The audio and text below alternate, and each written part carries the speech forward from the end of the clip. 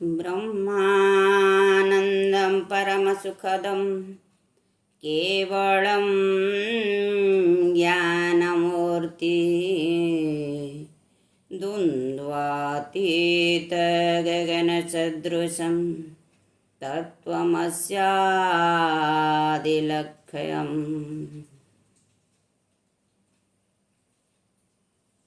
ମୁଁ ଅଦ୍ୱିତୀୟ ବ୍ରହ୍ମ। ଦେଖାଯାଉଥିବା ଦ୍ୱନ୍ଦ୍ୱରୁ ଯେତେବେଳେ ସଦ୍ଗୁରୁଦେବ ଆମକୁ ଜ୍ଞାନ ପ୍ରଦାନ କରନ୍ତି, ସେତେବେଳେ ଜ୍ଞାନ ଚକ୍ଷୁ ମାଧ୍ୟମରେ ଆମେ ସେ ଏକ ବ୍ରହ୍ମକୁ ଦର୍ଶନ କରିଥାନ୍ତି।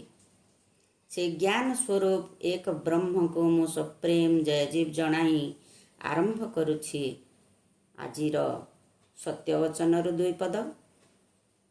ଆମେ ଗତଥର ଯୋଗ ଦିବସ ଉପଲକ୍ଷେ ଗୋଟିଏ ସତ୍ସଙ୍ଗ ଛାଡ଼ିଥିଲେ ଯେ ପ୍ରକୃତ ଯୋଗ କ'ଣ, ଆଜିକା ଯୁଗରେ ଯୋଗ କେମିତି କରାଯାଉଛି।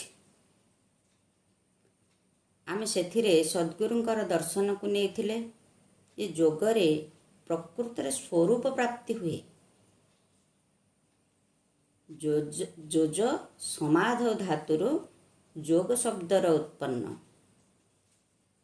ଯାହାକି ଯୋଗୀ ଜାଗ୍ରତ, ସ୍ୱପ୍ନ, ସୁଷୁପ୍ତି, ତୁରୀୟ ବା ସମାଧି ଅବସ୍ଥାରେ ପହଞ୍ଚିଲେ, ସେ ଚତୁଷ୍ପଦ ଯାତ୍ରା କଲେ, ସେ ସ୍ୱରୂପ ଦର୍ଶନ କରେ। ସ୍ୱରୂପ ଦର୍ଶନ ମାନେ ନିଜ ରୂପକୁ, ନିଜ ରୂପ ମାନେ ଆତ୍ମରୂପକୁ, ଅନ୍ୟ କୌଣସି ରୂପକୁ ଦର୍ଶନ କରେ ନା।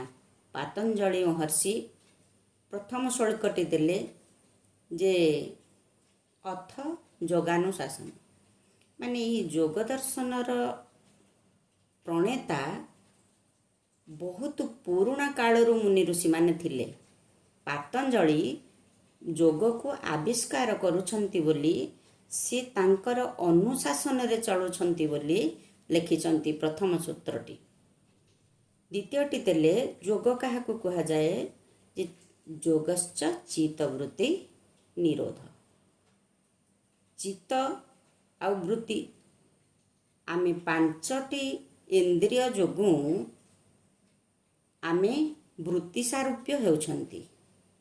ଦର୍ଶନେନ୍ଦ୍ରିୟ, ଶ୍ରବଣେନ୍ଦ୍ରିୟ, ସ୍ପର୍ଶେନ୍ଦ୍ରିୟ, ଘ୍ରାଣ ଇନ୍ଦ୍ରିୟ ଆଉ ସ୍ୱାଦ ଇନ୍ଦ୍ରିୟ।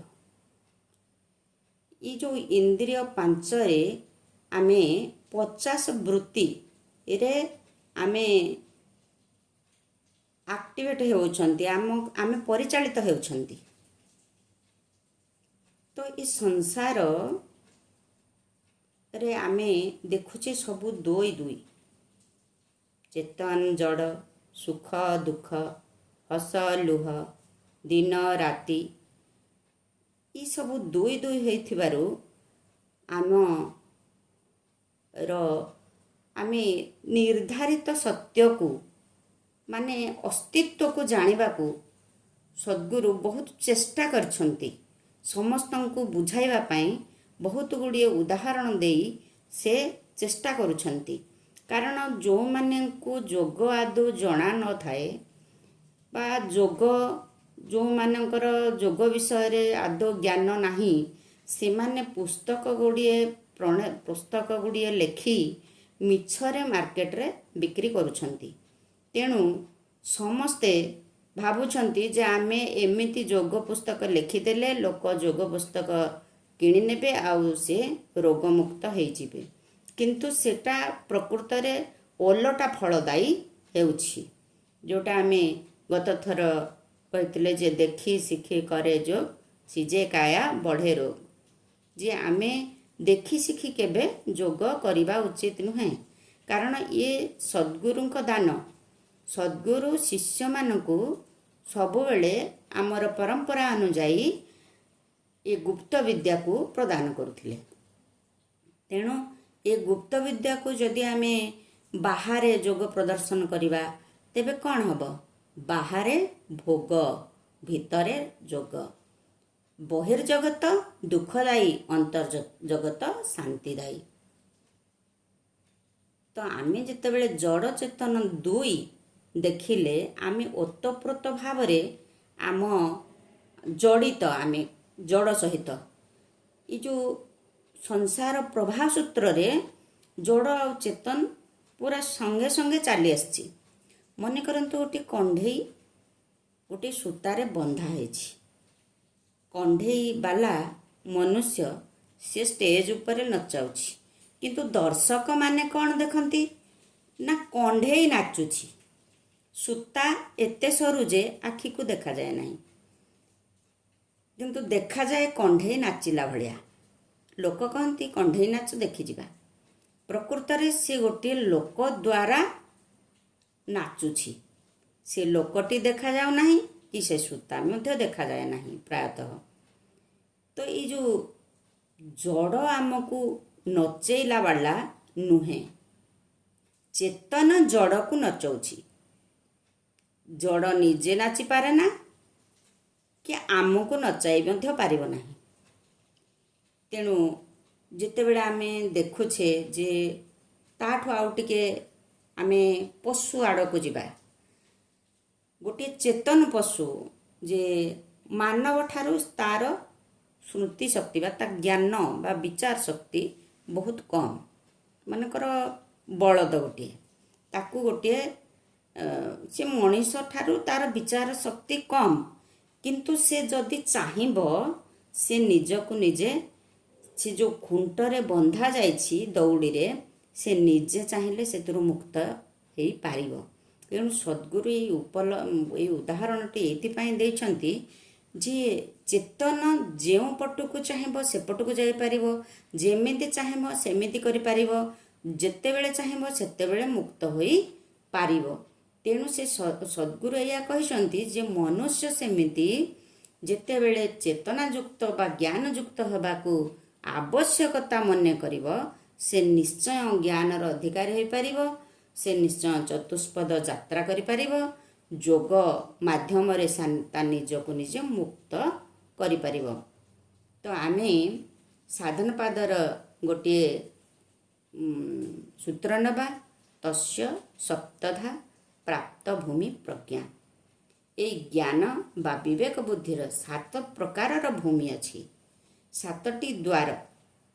ଯୋଗାଙ୍ଗନୁଷ୍ଠାନତ୍ ସୁଧକ୍ଷେ ଜ୍ଞାନ ଦୀପ୍ତିରାବି ବିବେକ ଖ୍ୟାତେ। ଯୋଗାଭ୍ୟାସ କରିବା ପାଇଁ ହେଲେ 8ଟି ଅଙ୍ଗର ଅନୁଷ୍ଠାନ କରିବା ପାଇଁ ପଡ଼ିଥାଏ। ଯୋଗ ଏବଂ ଜ୍ଞାନ ପରସ୍ପର ପରିପୂରକ। ଯୋଗାଭ୍ୟାସ କରିବାକୁ ହେଲେ ଜ୍ଞାନର ଆବଶ୍ୟକତା ଅଛି, ବୁଦ୍ଧିର ଆବଶ୍ୟକତା ଅଛି, ବିବେକର ଆବଶ୍ୟକତା ଅଛି। ତ ଆମେ ବିବେକ ଜ୍ଞାନର ପ୍ରତିଷ୍ଠା ପାଇ ତାପରେ ଯୋଗ ଆଡ଼କୁ ଯିବା।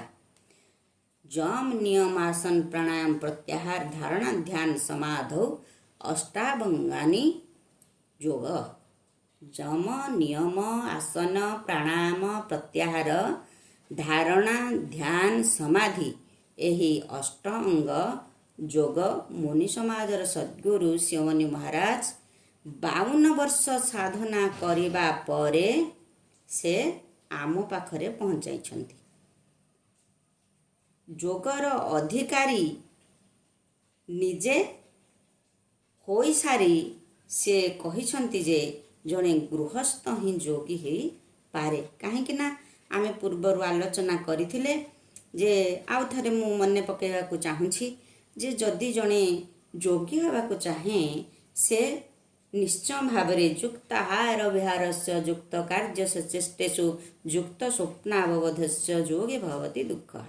ଏହି ଯୋଗ ଦୁଃଖହରଣକାରୀ ଯୋଗ ଯେ କରେ ସେ ଯୁକ୍ତିଯୁକ୍ତ ଭାବରେ ଆହାର କରେ, ବିହାର କରେ ଏବଂ ତାର କର୍ମ ସଂସ୍ଥାନ କରେ। ସେ ଯୁକ୍ତିଯୁକ୍ତ ଭାବରେ ଯୋଗ ସାଧନା କରେ। ସେଇଥିପାଇଁ ସେ ଗୃହସ୍ଥ ହେବା ନିହାତି ଆବଶ୍ୟକ। ଗୃହସ୍ଥ ହେଲେ ସେ ଯୋଗ ସାଧନା ପରେ ଠିକ୍ ସମୟରେ ଖାଇପାରିବ, ନହେଲେ ସେ ଖାଦ୍ୟପେୟ ପାଇଁ ଅଲଗା କୁଆଡ଼େ ଯିବାକୁ ପଡ଼ିବ। ଫଳରେ ସେ ବାହାର ଖାଦ୍ୟ ଖାଇଲେ ତାର ଶରୀର ମଧ୍ୟ ଗ୍ରହଣ ଯୋଗ୍ୟ ହେବ ନାହିଁ ବୋଲି ସଦ୍ଗୁରୁ कहउछंती जे आमर सात्विक आहार जेतेबेले आमे खाउछंती आमे मध्य निजे ताकू निजर हातरे रोषेई करी खाइबा दरकार। तो जड़े लोक कर्मसंस्थान जेतेबेले जीव से निजे रोषेई करिवो केमती। आमे तो आगुरु देखिछे जे आमर पूर्वज माने मुनि ऋषि थिले। ता पूर्वरु आमे देखुछे जे शिव से पार्वती को महायोगी शिव से पार्वती को विवाह करथिले।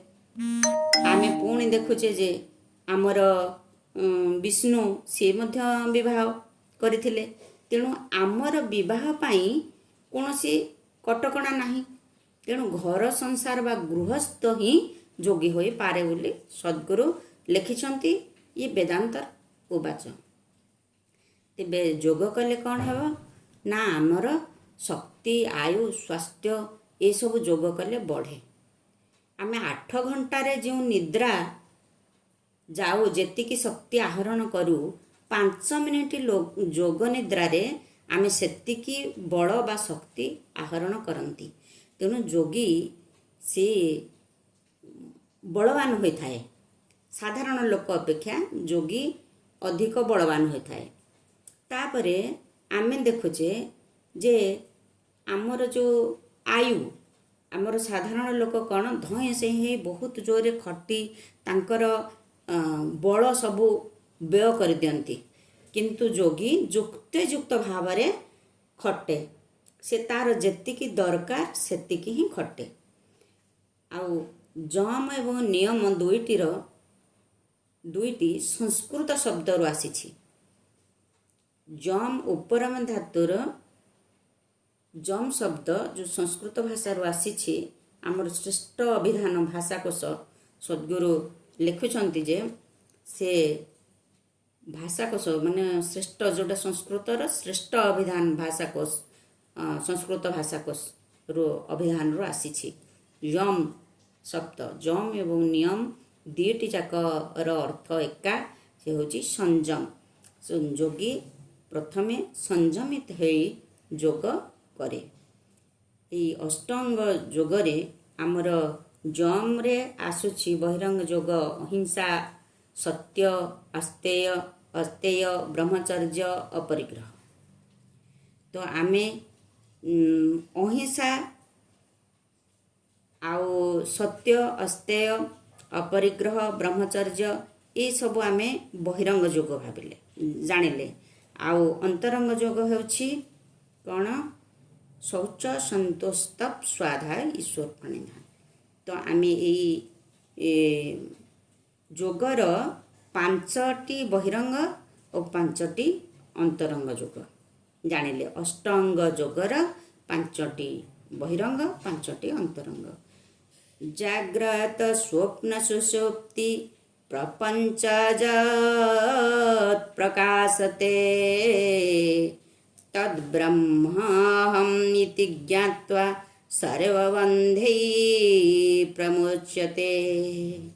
जाग्रत स्वप्न सुषुप्ति तुर्य जो यही चतुष्पद जो थिरे समाहित अर्थात यही शरीर रे यही शरीर ही ब्रह्म अटे। यह जानी मनुष्य मुक्त हो जाए। ईश्वर बंधन युक्त जे मोते मु बांधी हेछि एमिति किछि नाही। मनुष्य मुक्त हवा पाई ज्ञान दरकार। से जेतेबेले जानी जाए जे मु सेई ब्रह्म मु ही ईश्वर से निजे निजे मुक्त हो जाए। तेबे आजिर सत्संग को आमे एठी रखिबा। सद्गुरुंकर ज्ञान को योग साधना को आउ सत्संग को करी निजे केमिति मुक्त हेबा से कथा आमे निजे संयमित भावरे विवेक अनुजाई निष्पत्ति नेबा। सप्रेम जय जी।